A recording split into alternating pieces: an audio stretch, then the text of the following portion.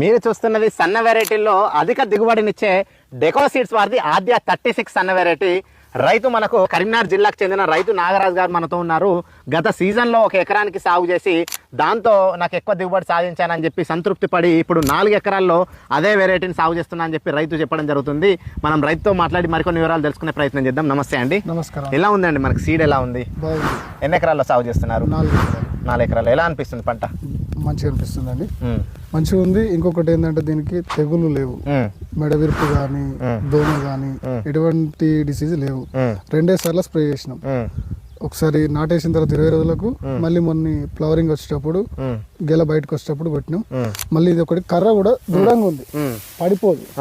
ఇంత దృఢంగా అంటే బాగా దృఢంగా ఉంది. ఇప్పుడు చూడండి కొన్ని అయితే ఇట్లా ఇట్లే పడిపోతాయి. ఇట్లా ఇప్పుడు మనం వేసినా కొంతసేపటికే మళ్ళీ వర్షానికి కూడా ఏం పడిపోలే. ఇది కనబడేది 4 ఎకరాలు మనదే. మంచిగా ఉంది. పోయినసారి ఎంత వచ్చింది 1 ఎకరాల్లో సాగు చేస్తే?